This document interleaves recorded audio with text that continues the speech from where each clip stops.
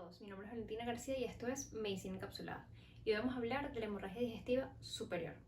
Ya en un video previo en mi canal pueden conseguir hemorragia digestiva, sus características generales. En este video les hablo de la clasificación, de algunos aspectos tanto semiológicos a nivel de lo que son las manifestaciones principales por las cuales podemos detectar que hay una hemorragia del tracto gastrointestinal, así como también hay un cuadro muy importante que es la clasificación de la hemorragia digestiva, sus grados de severidad en relación a la cantidad. Allí se asocian factores como la palidez cutánea mucosa, la frecuencia cardíaca, el estado mental, la diuresis y algunos aspectos que nos permiten clasificar cuánta cantidad de sangre y en qué grado se encuentra el paciente dependiendo de estos signos que podemos evaluar al momento del ingreso del paciente. La hemorragia digestiva superior es un sangrado proveniente de la vía alta del tubo digestivo, en específico estamos hablando del esófago, el estómago y el duodeno o la primera porción del intestino delgado.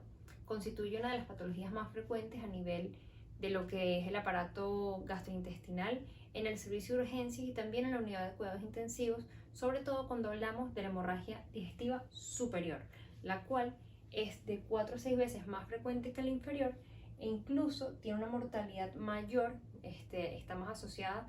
ya va a depender también de la etiología, cuál es la causa principal, pero su sangrado suele ser masivo en comparación con la de las vías inferiores. La hemorragia digestiva superior tiene un origen esófago-gastroduodenal, pero principalmente es más frecuente que la etiología se encuentra a nivel gastroduodenal. De 48 a 60 personas sufren un evento de este tipo, una pérdida de sangre de cada 100.000 personas. Y como les dije, es muy frecuente que ya tengan que atenderse como una emergencia debido a lo rápido que puede llegar a descompensar esta patología. Se considera como hemorragia digestiva superior toda aquella que ocurra por encima del ángulo de Treitz. Y acá les voy a compartir unos cuadros donde podemos ver algunos fármacos y alimentos que condicionan o cambian el color tanto de las heces como del vómito. Y esto es muy importante, ya que en el caso de la hemorragia digestiva superior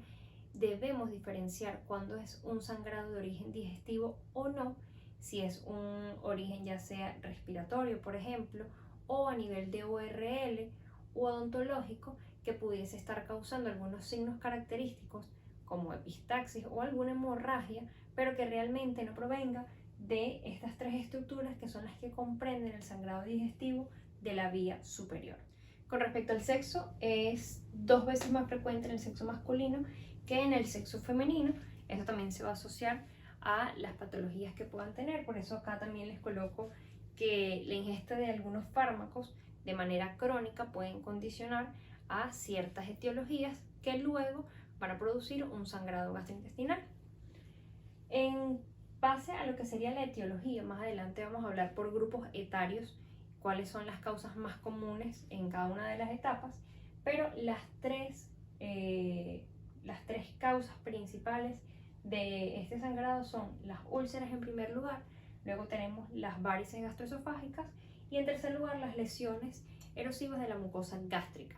Con respecto a las varices es muy importante señalarlas, ya que hay veces que la hemorragia digestiva superior se clasifica en varicial o no varicial dependiendo de si el sangrado está relacionado a estas varices, a la hipertensión portal, y por eso es tan importante, como hablábamos en el primer video, de los factores que están asociados a la gravedad de esa enfermedad, recordando que desde la edad, la causa principal, las comorbilidades y ese historial del paciente, desde patologías de base hasta algún tratamiento que tenga pues de larga data, que como les dije pueden entonces poco a poco ir lesionando, sobre todo a nivel del estómago, esas capas que me pueden producir entonces un sangrado. Con respecto a los síntomas más característicos y en orden de frecuencia de la hemorragia digestiva superior, tenemos la melena, que ya en el video previo hablábamos de esas 6 manifestaciones, siendo esta la más común de la vía superior, recordando que el estancamiento de esas heces que van a estar acompañadas de sangre, como es una hemorragia superior, al llegar al intestino, esta sangre que proviene realmente de esta parte, va a generar un cambio gracias tanto a lo que son la reducción y el cambio de hemoglobina a hematina por las bacterias y por el ácido. Luego tenemos la hematemesis, que es muy importante diferenciarla de una hemoptisis. La hematemesis suele ser más oscura, roja, mientras que la hemoptisis es más rosada, precedida muchas veces por tos, mientras que está acompañada de náuseas y vómitos e incluso restos alimentarios, mientras que la hemoptisis más bien viene acompañada de moco. Pocas veces es tan intenso el color como el de la hematemesis. La epigastralgia también está muy asociada en los pacientes que presentan hemorragia digestiva superior, y por ello acá les coloco entre signos de interrogación dolor. Sobre todo cuando hablemos de las etiologías nos vamos a dar cuenta cómo algunas pueden manifestarse con dolor en los pacientes dependiendo también de su ingesta de alimentos, de algún tipo de fármacos, y si hablamos por ejemplo en el caso de úlceras que pudiesen tener un dolor abdominal también difuso, que se los coloco acá de último ya que es el menos frecuente. También tenemos la hematoquesia. En el primer video decíamos que era más común del tracto digestivo inferior, y es cierto, pero si es una hemorragia muy masiva o si el tracto gastrointestinal está acelerado, tenemos un peristaltismo aumentado, entonces la hematoquesia se va a presentar en la hemorragia digestiva superior, que son esas heces acompañadas a veces de coágulos de sangre o de sangre roja, que debido al acelerado tránsito que puede existir, en vez de presentar melena, que era entonces esas deposiciones negras, fétidas y pastosas, vamos a tener heces con sangre como un signo de la hemorragia digestiva superior, que pudiese ser de gravedad si es porque la sangre es mucha la cantidad, es muy masiva, o si ese tracto pues está acelerado. Dispepsia, síncope también son algunos de los signos que pueden acompañar a los pacientes, así como los cambios hemodinámicos. En el primer video hablábamos de lo que era la fisiopatología en base al shock hipovolémico, que es lo que presentan los pacientes con hemorragia digestiva superior, sobre todo de un sangrado excesivo. Así que vamos a tener un paciente diaforético, taquicárdico, con taquipnea, un paciente con desorientación o alteración del estado mental, reducción en lo que es el gasto urinario, palidez cutáneo mucosa, extremidades cianóticas y frías. Y esto todo va a estar asociado a ese sistema y mecanismo de compensación que se activa con el sistema renina-angiotensina-aldosterona. Vamos a hablar ahora de las causas por grupos, dependiendo entonces de la edad del paciente, cuál va a ser la principal razón de esta hemorragia. Acá les traigo una lista de etiologías. Muchas veces en las revistas son de las preguntas con más opciones para responder cuál puede ser la causa. Y vamos a ver las causas en base a los grupos etarios. Comenzando entonces por el recién nacido, podemos mencionar sangre materna deglutida, déficit de vitamina K, gastritis, úlceras por estrés, la enfermedad hemorrágica del recién nacido, alguna coagulopatía asociada a sepsis, los procesos infecciosos, sobre todo esos neonatos que al momento pues del nacimiento ya presentan una enfermedad o la adquieren en esos primeros días de vida, traumatismo o alguna anomalía del sistema gastrointestinal. Si nos vamos luego al grupo de los lactantes, vamos a tener las esofagitis, gastritis. También pueden presentar úlceras por estrés, dependiendo de cuál sea el agresor que esté ocasionando la patología. Duplicaciones gastrointestinales, telangiectasias, varices gastroesofágicas o síndrome de Mallory-Weiss. Si luego pasamos a la etapa preescolar, tenemos las úlceras duodenales, duodenitis, desgarros de la mucosa y muy común los cuerpos extraños que puedan lesionar entonces esa vía digestiva. En el caso de escolares y adolescentes, las causas van a ser ectasia antral, ectopias de la mucosa gástrica o esofágica, lesión de Delafoy, vasculitis y la enfermedad ulceropéptica. En adultos, las causas en orden de frecuencia, bueno, ya sabemos que las primeras tres son las úlceras, las varices y las erosiones o las lesiones erosivas de la mucosa gástrica. Aquí tenemos entonces una lista. Fíjense que la primera es la úlcera duodenal, erosiones gástricas y varices. Luego tenemos las úlceras gástricas. Y acá les voy a colocar una estrella porque a pesar de que es más común presentar una hemorragia digestiva superior por úlcera duodenal, esto se debe a que estas se presentan con más frecuencia, pero realmente la úlcera gástrica es la que presenta mayor probabilidad de sangrado. Entonces es importante diferenciar esto, que muchas veces suele ser pregunta de examen. Luego tenemos el desgarro de Mallory-Weiss, la esofagitis erosivas, lesiones vasculares, angiomas o malformaciones arteriovenosas, tumor del estroma gastrointestinal. En base a cada una de estas causas, el paciente va a presentar una clínica distinta, pero siempre basándonos en esas primeras 6 manifestaciones de la melena, la hematoquesia, la hematemesis, la rectorragia, la sangre oculta en heces o incluso los signos de anemia o las manifestaciones en compensación debido al shock hipovolémico. Vamos a hablar ahora de algunas de estas causas, vamos a mencionar un poco más de qué se tratan y realmente cuál es el origen de su sangrado. Ya habiendo mencionado entonces la etiología y todas esas causas que podemos nombrar incluso por diferentes grupos etarios, hablemos un poco de algunas de las causas más comunes y en qué se basan. Primero, la enfermedad ulceropéptica, que abarca hasta un 50% de la causa de una hemorragia digestiva superior. Es ese daño que se ocasiona en la mucosa, en este caso lo vemos en el estómago, donde hay una erosión y un sangrado que lesiona entonces esa protección a nivel de las capas del órgano, lo que va a provocar entonces esa hemorragia que también va a estar asociada a lo que va a ser esas preguntas del interrogatorio, desde la ingesta de OH hasta algunos fármacos que favorecen entonces la instauración de este cuadro. Es muy importante entender todos los cambios que ocurren fisiopatológicamente, desde la disminución de la hidrofobicidad, un aumento de la exposición del ácido, de la pepsina, también un aumento de la permeabilidad, ya que se pierden entonces los factores protectores desde lo que es el epitelio hasta esa producción de moco, ya que vamos a tener la disminución de la proliferación celular, una disminución de la secreción de bicarbonato y también del moco, que funciona como una barrera protectora, poco a poco entonces lesionando y llegando a afectar los vasos también submucosos, causando entonces este sangrado que, en base a la localización de la úlcera, que lo podemos conocer con lo que es la clasificación de Johnson, y también el sangrado, el tipo de sangrado, si es babeante, si es a chorro, si hay estigmas o no, que nos habla la clasificación de Forrest. Vamos a también entender la severidad y a nivel endoscópico poder saber cuál va a ser el mejor manejo para este paciente. Si les gustaría un poco más de lo que es la enfermedad ulceropéptica, que realmente su fisiopatología es muy interesante y es una patología del aparato gastrointestinal bastante amplia, déjenmelo saber en los comentarios para hablarlo en próximos videos. Luego, con respecto a las hepatogenias, tenemos las erosiones de la mucosa, que desde el estrés hasta fármacos como el OH pueden producir este daño. Sobre todo lo hablamos en pacientes adolescentes y en los adultos, asociado pues a tratamientos que tengan relacionados a alguna otra enfermedad. El síndrome de Mallory-Weiss es una laceración longitudinal, es un evento traumático que ocurre a nivel de la mucosa, sobre todo en la parte del esófago distal o en el estómago más proximal, y esto se debe a un aumento de la presión abdominal.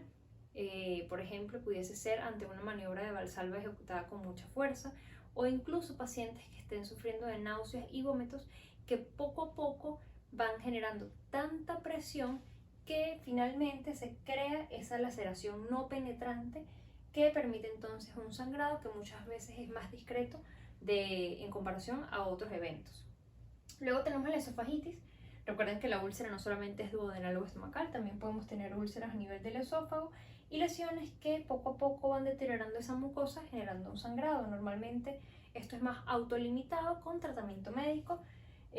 si llega a requerir. Luego tenemos la lesión de Dieulafoy, que es un vaso arterial de calibre bastante grande, por eso se los dibujo así, tortuoso y superficial, que por compresión de la mucosa y por erosión del mismo vaso va a generar entonces este sangrado. Posteriormente podríamos hablar de las lesiones vasculares, la ectasia vascular antral, también conocida como watermelon stomach o ese estómago en sandía o en patilla, ya que se forman unas estrías rojas en esa zona del antro que irradian hacia el píloro. Y también están entre estas lesiones la angiodisplasia, que son vasos dilatados que poco a poco también van produciendo esta lesión en esa vasculatura, generando entonces pérdidas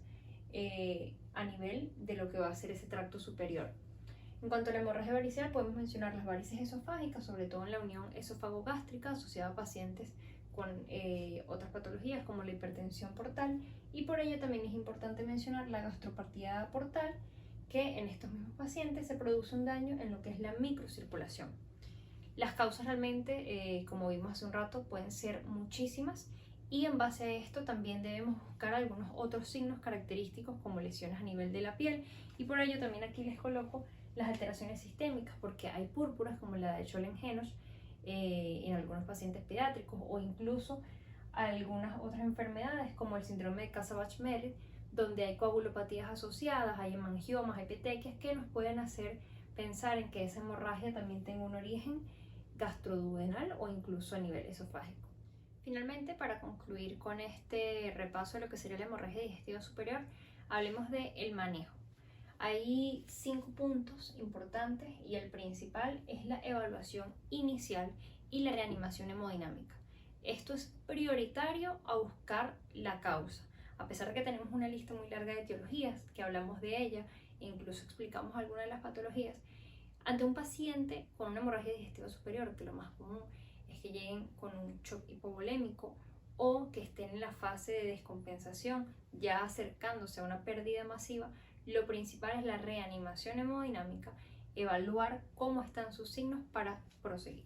En este caso es signos vitales, lo fundamental, porque hablábamos de que algo muy característico es la taquicardia y la taquipnea por esa hipovolemia. Luego también revisar el llenado capilar, el estado de conciencia, y a la inspección cómo está el paciente, esa palidez que le caracteriza, y si hay algún otro signo a nivel de la piel que pueda llamarnos la atención del sangrado activo. Posterior a la corrección hemodinámica, ya más adelante con el paciente en estables condiciones, podemos hacer la anamnesis completa y el examen físico de algunos pendientes que nos hayan quedado.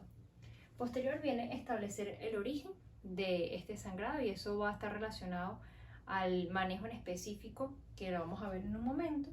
Detener la hemorragia activa si es posible, tratar el trastorno causal, que es lo que conllevó a que el paciente llegase hasta este punto. Si hablamos de hemorragia digestiva varicial, por ejemplo, va a ser distinto a un paciente con úlceras, y va a ser distinto a un paciente que haya tenido un desgarro longitudinal, como en el caso del Mallory Weiss. Y por último, debemos recordar que ya cuando logramos identificar y logramos atacar, prevenir cualquier recurrencia y complicación posterior. Aquí tenemos el ABC: administrar oxígeno, colocar 2 vías venosas periféricas, cristaloides o coloides, dependiendo de cuál va a ser el abordaje del paciente, y hemoderivados de ser necesarios. Para ello tenemos que ir anotando también una serie de estudios complementarios para poder entender realmente qué es lo que necesita el paciente. Después de hacer todo este protocolo, vamos a hablar de las 3 terapias, o cuál sería pues en el orden en que vamos a tratar al paciente. Una terapia médica con inhibidor de la bomba de protones, terlipresina, por ejemplo, en el caso de la hemorragia digestiva alta varicial, somatostatina, antibiótico para proteger también esa mucosa. Si hablamos de una terapia endoscópica, tenemos a nivel térmico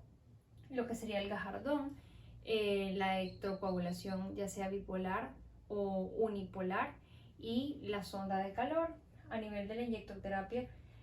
suministrar adrenalina, solución fisiológica hipertónica o alguna sustancia que nos ayude a la formación de los coágulos. A nivel de la terapia endoscópica con mecánicos sería la colocación de clips y bandas,